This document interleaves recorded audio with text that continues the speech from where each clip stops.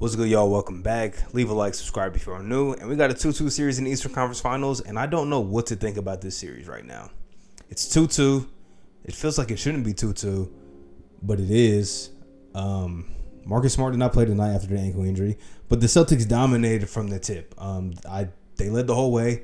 They were at one point up 18-1 out the gate. Like, it took the Heat over 8 minutes to hit one shot, which is just insane. And honestly, if the Heat defense wasn't so good and Victor Oladipo's production off the bench, Boston might have won this game by like 50 points, like, to be honest. But Boston did not shoot the ball that well from the field. It's just the Heat were a lot worse. They were turning the ball over.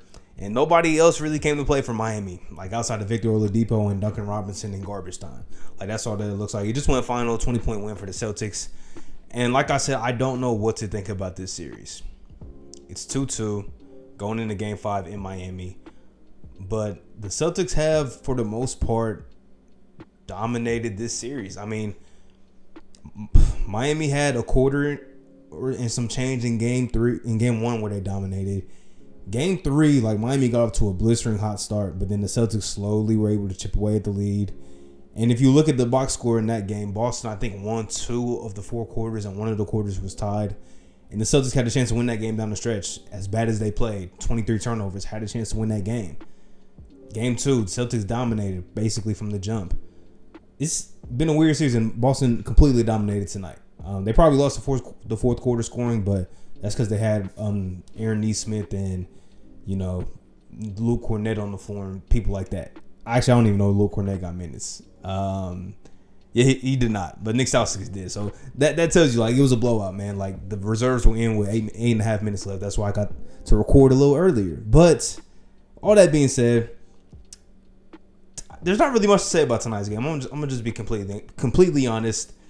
The Celtics were great defensively. Robert Williams being back helped that. Hopefully he can play in Game 5. I'm just so tired of the day-to-day thing. I understand that he's dealing with the knee soreness after the meniscus surgery, but I have to say it must be kind of frustrating as a team, because I know it is as a fan when it's like you're not sure if he's going to play every other game in the postseason when he's such a viable piece. This team is a lot different with him on the floor, both sides of the floor. I think his offense is a little underrated what he can do. He can pass really good out of the high post. He's an excellent lob threat. He catches lobs that probably should not be caught.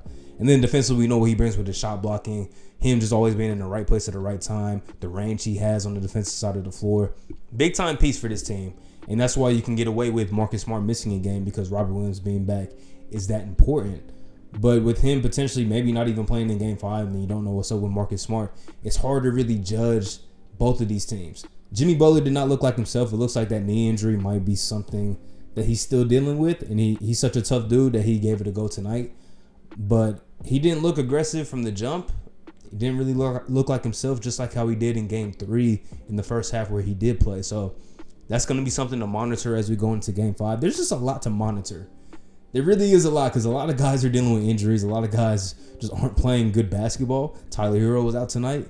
So both teams are missing players. Both teams are playing guys that aren't 100% healthy, like dealing with the obvious injury. So it's kind of hard just to gauge, man. But we'll talk about the positives for Boston. I want to start with Jayson Tatum, because he was pitiful in Game 3. Another bad playoff game that he bounced back from. Did the same thing in the Milwaukee series, bounced back in that Game 4. He did the same thing tonight.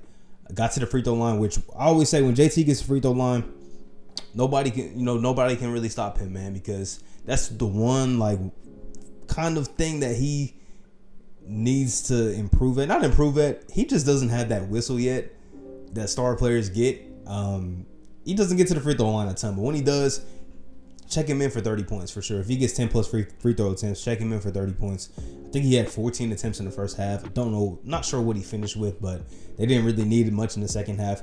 The whistle was in favor of the Celtics tonight. It seemed like it. But I would also say I think the Celtics were a little more aggressive, so that's probably why they were getting to the free throw line a little more. Miami was settling for a lot of jump shots, and that's why the free throw disparity was big in this game. It was big last game. It was, I think, big in Game 2 as well. The Celtics attack, they get downhill. Miami, more of a jump shooting team outside of Jimmy Butler. So that's just kind of, what you get. Like, that's the game that you're trying to play. If Bam's not being aggressive, if Jimmy's not, feeling 100%, you're not going to get to the free throw line as much. It's just a matter of the fact. So Tatum was great. He made a lot of great passes out of the post too, which I just love to see, the development of his game. And when he plays this good, the Celtics are tough to beat. He has to be the guy, which sounds obvious to say, but he has to be the guy. Like JB had 40 last game, but when Tatum's struggling, it's going to be tough for the Celtics to win games, especially with all the injuries that they are dealing with. Jaylen Brown was so bad today, and I just hate to see it because he was so good last game, but he had stretches also last game where he was just getting ripped, like straight up the ball taken from him from Victor Oladipo, who was amazing. He was good last game. He was good this game, but JB's got to be better, bro. He's got to be better. He's been really good this postseason, I will say that, but the last two games, not really the last two games, let me rephrase that. A stretch in game 3 where he was just getting the ball taken from him. He bounced back from that. But then in this game, he was really bad. He was taking bad shots. He was picking up dumb fouls. He was just getting the ball stripped from him again on layups. Got to be better. Got to be better. I trust in him, so he has to be better. Derek White came out the gate really good. Got the start from Marcus Smart. He's been kind of iffy on the offensive side of the floor in some series, but he was pretty good tonight. Pretty good. And he's always somebody that's just a very smart player who makes smart plays, and that's what you get when you get Derek White on this team. He just fits in. It's not really going to take too much, but when he's hitting the shots, that's just another piece. Al Horford was amazing. I think he had 4 blocked shots. Can't even tell you really if he scored the basketball, because I know in the first quarter, first 16 minutes he played, he didn't score. He took 2 shots, had 13 rebounds, 4 blocks. Only 1 made field goal, but he was one of the best players on the floor. I can promise y'all that. That's the vet in Al Horford. Just a different player, especially when he has Rob Williams next to him, because it allows him to just, lock in on one side of the floor and not have to be a rim protector like he had to try and be in game 3, or guard Bam with, not really any help, because Rob Williams really helps with that. And I think that's the difference. Like in the games Rob Williams has played, Bam has not been effective. It's not been effective at all. I'm just going to pull up the stats because Bam only had 9 points, only took 5 shots. We saw in game number 3, Bam from the jump was aggressive. He scored, I think, 12 in the first quarter. In this game, he only had 9 points, only took 5 shots. In game 3, it seemed like he took 5 shots in the first few minutes of the game. This Heat team, especially if Jimmy is hobbled, we don't know if Tyler Herro's going to be back. They need Bam to be one of the best players on the floor, if not the best. Especially if Kyle Lowry is playing, so there's no excuse of, Kyle Lowry gets him some good looks. He's got to be better, man. He can't lose that matchup between him, Al Horford / Robert Williams. I know that's a lot to ask for, but Bam's an all-NBA caliber player. I think I had him on my all-NBA team this season. I think I did. So, yeah. Got to be better, bro. Got to be better. And, yeah, just a bad game for Miami. I saw people on the timeline being like, well, the Celtics were, they were fighting for their lives in this game. Their backs were against the wall. This was a must-win for the Celtics. Well, yes, that's true, but I don't think there's such thing as a game that you don't need in a series when both teams have proven that they can win on the road. And the team in the Celtics have proven we can easily get up by 20 points on y'all. Like, easily. It's happened. The Celtics have had big leads in 3 of the 4 games so far, and they fought back from a 26-point deficit to cut it down to 1. So the Celtics have shown that they can dominate stretches of games. The Heat have shown that in like 2 quarters. Miami they're the overmatched team. They should be very glad that it is 2-2, I guess. But with the health of Jimmy Butler, Tyler Herro being down, and the Celtics potentially maybe getting Smart back next game, maybe Rob Williams does play again in game 5, you can't just lay down completely and come out the gate down 18-1. Spoelstra's too good of a coach to just put the thought to his team that we don't need to win this game. I just don't believe Coach Spo is like that. I'm sure Udonis Haslem, who's been through a lot of playoff series, a lot of NBA final series, is sitting there like, hey guys, we don't have to win this game. No. They knew the Celtics were going to come out and try and smack them in the mouth, but they didn't smack them back at all, which is kind of disappointing. In this series, even though it's 2-2, it's been kind of disappointing. I feel like the Celtics could easily be up 3-1, or, is that weird of a series? Like, they could easily be up 3-1, maybe even a sweep. That's just how weird this series has been. It feels like the Celtics have dominated for stretches, but Miami, with that championship resilience, has found ways to make this a 2-2 series. I just think a lot predicates on the health of guys, but right now going into game 5, I don't even know what to expect, bro. I really don't. It seems like we can't get back-to-back good games from Miami. And it seems like for the Celtics, we just can't get consistent performances. Which, moving forward, if you're Miami, if they do win this series, what worries me about them, one, is the health of guys. Like, hopefully Jimmy's cool. Hopefully Kyle Lowry, his hamstring continues to get better. But what worries me is, and Tyler Hero, of course, but what worries me is this team just does not have the offensive firepower.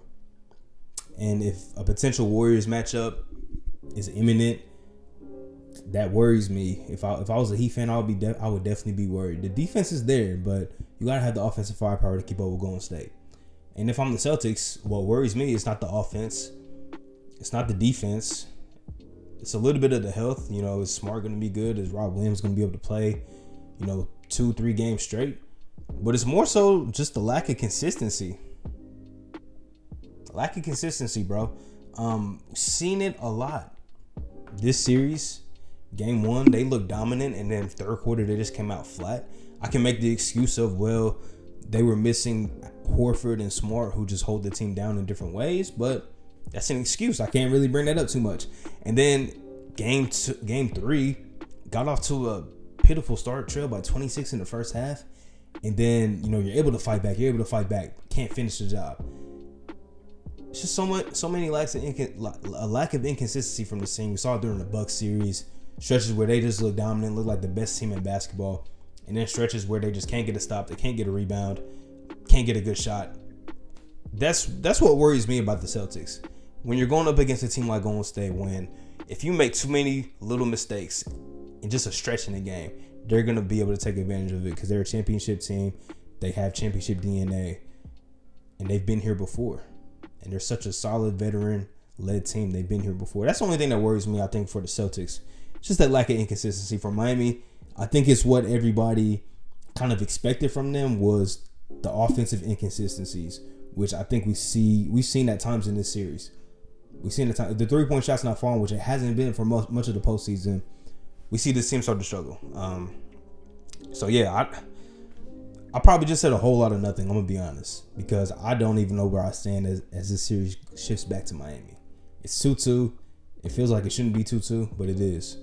And if you ask me to pick who's gonna win this series, best of 3 now, I have no idea. Celtics in 6, maybe. I don't know. That's a biased pick. I don't care. It's been a weird series. It's been a weird conference finals in general. Weird postseason in general. Been entertaining at times, but a lot of blowouts. A lot of them. Appreciate y'all for tuning in. If you made it to this point, leave a like, subscribe as always. And I'll catch y'all tomorrow after either the Warriors advance to the NBA Finals or the Mavs fight to get a gentleman's sweep. I'm out. Peace.